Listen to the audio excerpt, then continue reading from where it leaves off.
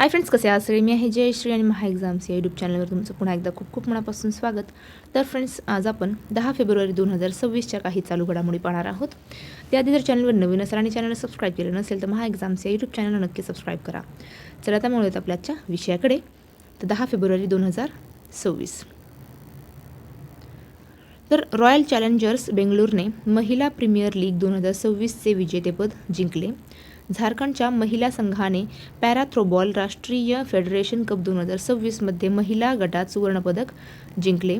अग्नी 2 मध्यम पल्ल्याचा क्षेपणास्त्र DRDOच्या संस्थेने विकसित केलेले आहे. महिलांवरील जननेंद्रिय विकृती विरोधातील आंतरराष्ट्रीय शून्य सहिष्णुता दिन दरवर्षी 6 फेब्रुवारी रोजी साजरा केला जातो.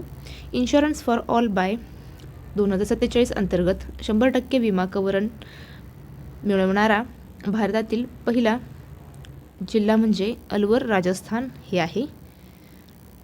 पुढे पाहूया. परवडणाऱ्या दरात दर्जेदार जेनेरिक औषधे उपलब्ध करून देण्यासाठी सुरू करण्यात आलेल्या सरकारी योजनेचे नाव प्रधानमंत्री भारतीय जनऔषधी परियोजना असे आहे. आंतरराष्ट्रीय मानवी बंधुत्व दिवस दरवर्षी 4 फेब्रुवारी रोजी साजरा केला जातो. पुढे पाहूया. भगवान बुद्धांचे पवित्र देवनी मोरी अवशेष पहिल्यांदा श्रीलंका देशात पाठविण्यात आले आहे. भारतातील देवनी मोरी येथे भगवान बुद्धांचे पवित्र अवशेष पहिल्यांदा श्रीलंकेत एका प्रदर्शनासाठी पाठविण्यात आलेले आहे. श्रीलंका व भारत यांच्यात मित्रशक्ती हा संयुक्त लष्करी सराव होतो. श्रीलंकेचे सध्याचे राष्ट्राध्यक्ष अनुराग कुमार दिसानायके व पंतप्रधान हरिनी अमरसूर्या हे आहेत. पुढे पाहूया. 6व्या बॅडमिंटन आशिया टीम चॅम्पियनशिपचा शुभारंभ किंगडाओ चीन येथे झाला. अलीकडेच अनाहत सिंह भारतीय खेळाडूने तिचे पहिले PSA कांस्य पदक स्तरावरील विजेतेपद जिंकले आहे. भारताने पहिल्यांदाच स्क्वॉश विश्वचषक देखील जिंकलेला आहे. इंडियन ऑइलने शाश्वत विमान वाहतूक इंधनावर सहकार्य करण्यासाठी आकासा एअर करार केलेला आहे. पुढे पाहूया. DRDOने सॉलिड फ्यूल डक्टेड तंत्रज्ञानाचे यशस्वी परीक्षण चांदीपूर, ओडिसा येथे केले. ओडिसाचे मुख्यमंत्री मोहन चरण माझी असून अलीकडेच तेथे 18व्या प्रवासी भारतीय दिवस संमेलनाचे आयोजन करण्यात आले होते.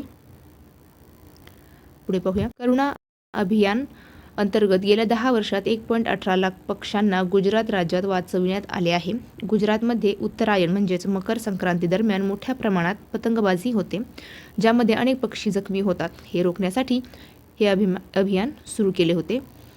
पुढे पाहूया. भारत व श्रीलंका दरम्यान होणाऱ्या संयुक्त लष्करी सरावाचे नाव मित्रशक्ती आहे. कर्नाटकच्या बेळगावी येथे पार पडले. पुढे पाहूया. ॲमेझॉन ऑफ द ईस्ट म्हणून दहिंग पटकई राष्ट्रीय उद्यानाला ओळखले जाते. आसाममधील दहिंग पटकई राष्ट्रीय उद्यानाला पूर्वेकडील ॲमेझॉन किंवा ॲमेझॉन ऑफ द ईस्ट असे म्हटले जाते. हे उद्यान जैवविविधतेने नटलेले असून तेथे विविध प्रकारचे दुर्मिळ प्राणी व वनस्पती आढळतात. आसाममधील चराईदेव मोईदाम या अलीकडेच युनेस्कोने जागतिक वारसा म्हणून घोषित केलेले आहे. तर फ्रेंड्स, थांबूया इथेच. भेटूया पुढच्या व्हिडिओमध्ये. जय हिंद.